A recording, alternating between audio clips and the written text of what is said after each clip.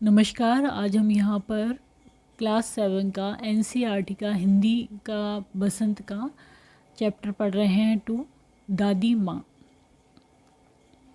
कमजोरी ही है अपनी, पर सच तो यह है कि जरा सी कठिनाई पड़ते बीसों गर्मी बरसात और बसंत देखने के बाद भी मेरा मन सदा नहीं तो प्राय अनमना सा हो जाता है। मेरे शुभचिंतक मित्र मुंह पर मुझे प्रसन्न करने के लिए आने वाली छुट्टियों की सूचना देते हैं और पीठ पीछे मुझे कमज़ोर और जरा सी प्रतिकूलता से घबराने वाला कहकर मेरा मजाक उड़ाते हैं। मैं सोचता हूँ, अच्छा अब कभी उन बातों को न सोचूंगा। ठीक है, जाने दो, सोचने से होता ही क्या है। पर बरबस मेरी आंखों के सामने शरद की शीत किरणों के समान स्वच्छ शीतल किसी की धुंधली छाया नाच उठती है। मुझे लगता है जैसे क्वार के दिन आ गए हैं। मेरे गांव के चारों ओर पानी ही पानी हिलोरे ले रहा है। दूर के सिवान से बहकर आए हुए मूथा और साई की अधगली घासें, घेऊर और बन प्याज की जड़ें तथा नाना प्रकार की बरसाती घासों के बीज सूरज की गर्मी में खौलते हुए पानी में सड़कर एक विचित्र गंध छोड़ रहे हैं। रास्तों में कीचड़ सूख गया है और गांव के लड़के किनारों पर झाग भरे जलाशयों में धमाके से कूद रहे हैं। अपने अपने मौसम की अपनी अपनी बातें होती हैं। आषाढ़ में आम जामुन ना मिले चिंता नहीं, अगहन में चिवड़ा और गुड़ ना मिले दुख नहीं, चैत के दिनों में लाई के साथ गुड़ की पट्टी ना मिले अफसोस नहीं। पर क्वार के दिनों में इस गंधपूर्ण झाग भरे जल में कूदना न हो तो बड़ा बुरा मालूम होता है। मैं भीतर हुड़क रहा था। 2-1 दिन ही तो कूद सका था, नहा धोकर बीमार हो गया। हल्की बीमारी न जाने क्यों मुझे अच्छी लगती है। थोड़ा थोड़ा ज्वर हो, सर में साधारण दर्द और खाने के लिए दिन भर नींबू और साबू। लेकिन इस बार ऐसी चीज़ नहीं थी। ज्वर तो चढ़ता ही गया, रजाई पर रजाई, और उतरा रात 12 बजे के बाद। दिन में मैं चादर लपेटे सोया था। दादी माँ आई, शायद नहाकर आई थी उसी झाग वाले जल में। पतले पतले दुबले स्नेह सने शरीर पर सफ़ेद किनारीहीन धोती, सन से सफ़ेद बालों के सिरों पर सधा टपके हुए जल की शीतलता। आते ही उन्होंने सर पेट छुए, आंचल की गांठ खोल किसी अदृश्य शक्तिधारी के चबूतरे की मिट्टी मुंह में डाली, माथे पर लगाई। दिन रात चारपाई के पास बैठी रहती। कभी पंखा झलती, कभी जलते हुए हाथ पैर कपड़े से सहलाती, सर पर दालचीनी का लेप करती और 20 बार छू छू कर ज्वर का अनुमान करती। हांडी में पानी आया कि नहीं, उसे पीपल की छाल से छोंका कि नहीं, खिचड़ी में मूंग की दाल एकदम मिल तो गई है, कोई बीमार के घर में सीधे बाहर से आकर तो नहीं चला गया, आदि लाखों प्रश्न पूछ पूछ कर घर वालों को परेशान कर देती। दादी माँ को गवई गांव की 50 किस्म की दवाओं के नाम याद थे।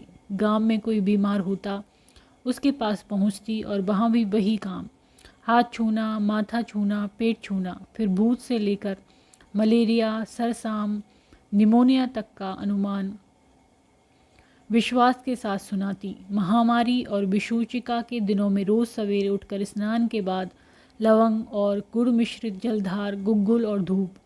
सफाई को उनसे सीख ले। दवा में देर होती, मिश्री या शहद खत्म हो जाता, चादर या गिलाफ नहीं बदले जाते तो वे जैसे पागल हो जाती। बुखार तो मुझे अब भी आता है। नौकर पानी दे जाता है, मेस महाराज अपने मन से पकाकर खिचड़ी या साबू। डॉक्टर साहब आकर नाड़ी देख जाते हैं और कुनैन मिक्सचर की शीशी की तिताई के डर से बुखार भाग भी जाता है। पर न जाने क्यों ऐसे बुखार को बुलाने का जी नहीं होता। किशन भैया की शादी ठीक हुई। दादी माँ के उत्साह और आनंद का क्या कहना। दिन भर गायब रहती, सारा घर जैसे उन्होंने सर पर उठा लिया हो। पड़ोसने आती, बहुत बुलाने पर दादी माँ आती। बहन बुरा न मानना, कार परोजन का घर ठहरा। एक काम अपने हाथ से न करूं तो होने वाला नहीं। जानने को यूं सभी जानते थे कि दादी माँ कुछ करती नहीं, पर किसी काम में उनका अनुपस्थिति वस्तुतः विलम्ब का कारण बन जाती। उन दिनों की बात है, एक दिन दोपहर को मैं घर लौटा। बाहरी निकसार में दादी माँ किसी पर बिगड़ रही थी। देखा पास के कोने में दुबकी रामी की चाची खड़ी है। सो न होगा धन्नो, रुपए मैसूद के आध दे दे, तेरी आंख में तो शर्म है नहीं। मांगने के समय कैसी आई थी, पैरों पर नाक रगड़ती फिरी, किसी ने एक पाई भी न दी। अब लगी है आजकल करने फसल में दूंगी, फसल में दूंगी। अब क्या तेरी खातिर दूसरी फसल कटेगी? दूंगी मालकिन। रामी की चाची रोती हुई दोनों हाथ से आंचल पकड़े दादी माँ के पैरों की ओर झुकी। बिटिया की शादी है, आप न दया करेंगी तो उस बेचारी का निस्तार कैसे होगा? हट हट, अभी नहा के आ रही हूँ। दादी माँ पीछे हट गई। जाने दो दादी, मैंने इससे अप्रिय प्रसंग को हटाने की गरज से कहा। बेचारी गरीब है, दे दोगी कभी, दे देगी कभी। चल चल, चला है समझाने। मैं चुपके से आंगन की ओर चला गया। कई दिन बीत गए, मैं इस प्रसंग को एकदम भूल सा गया। एक दिन रास्ते में रामी की चाची मिली। वह दादी को पूतों फलों दूधों नहों का आशीर्वाद दे रही थी। मैंने पूछा क्या बात है धन्नो चाची, तो उसने विहल होकर कहा, उरिन हो गई बेटा, भगवान भला करे हमारी मालकिन का। कल ही आई थी, पीछे का सभी रुपया छोड़ दिया, ऊपर से 10 रुपये का नोट देकर बोली, देखो धन्नो, जैसी तेरी बेटी वैसी मेरी। 10-5 के लिए हंसाई न हो, देवता है बेटा, देवता। उस रोज़ तो बहुत डांट रही थी। मैंने पूछा, वह तो बड़े लोगों का काम है बाबू, रुपया देकर डांटे भी न तो लाभ क्या? मैं मन ही मन इस स्तर पर हंसता हुआ आगे बढ़ गया। किशन के विवाह के दिनों की बात है। विवाह के 4-5 रोज पहले से ही औरतें रात रात भर गीत गाती हैं। विवाह की रात को अभिनय भी होता है। यह प्राय एक ही कथा का हुआ करता है। उसमें विवाह से लेकर पुत्रोत्पत्ति तक के सभी दृश्य दिखाई जाते हैं। सभी पाठ औरतें ही करती हैं। मैं बीमार होने के कारण बारात में न जा सका। मेरा ममेरा भाई राघव दालान में सो रहा था। वह भी बारात जाने के बाद पहुंचा था। औरतों ने उस पर आपत्ति की। दादी माँ बिगड़ी।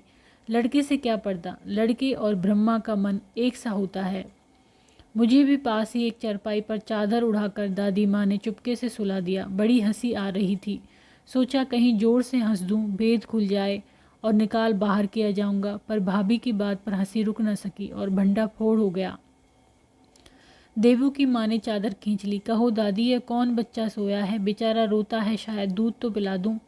हाथापाई शुरू हुई। दादी माँ बिगड़ी। लड़के से क्यों लगती है?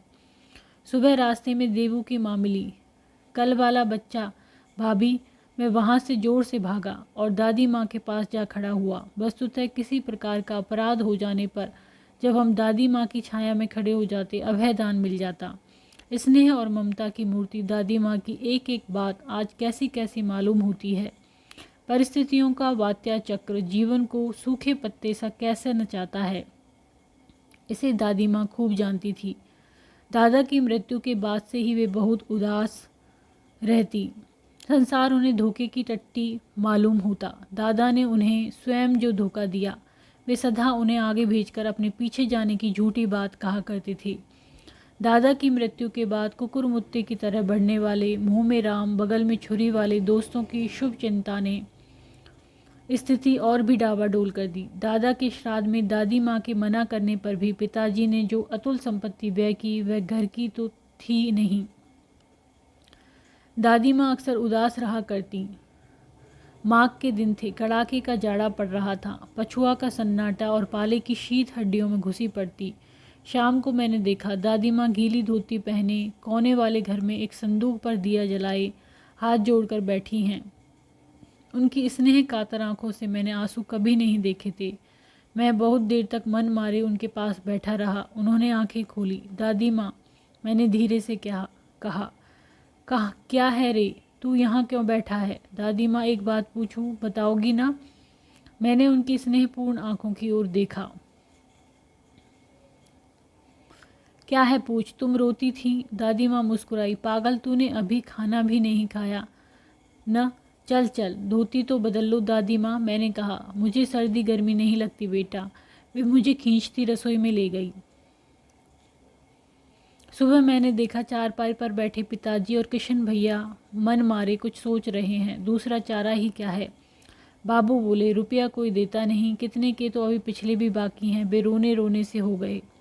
रोता क्यों है रे? दादी माँ ने उनका माथा सहलाते हुए कहा। मैं तो अभी हूँ ही। उन्होंने संदूक खोलकर एक चमकती सी चीज़ निकाली। तेरे दादा ने यह कंगन मुझे उस दिन के लिए पहनाया था। उनका गला भर गया। मैंने इसे पहना नहीं, इसे सहेज कर रखती आई हूँ। यह उनके वंश की निशानी है। उन्होंने आंसू पोंछकर कहा। पुराने लोग आगा पीछा सब सोच लेते थे बेटा। सचमुच मुझे दादी माँ शापग्रस्त देवी सी लगी। धुंधली छाया विलीन हो गई। मैंने देखा दिन काफ़ी छड़ाया है। पास के लंबे खजूर के पेड़ से उड़कर एक कौवा अपनी घिनौनी काली पांखें फैलाकर मेरी खिड़की पर बैठ गया। हाथ में अब भी किशन भैया का पत्र कांप रहा है। काली चींटियों सी कतारें धूमिल हो रही हैं। आंखों पर विश्वास नहीं होता। मन बार बार अपने से ही पूछ बैठता है, क्या सचमुच दादी माँ नहीं रही? शिव प्रसाद सिंह। धन्यवाद।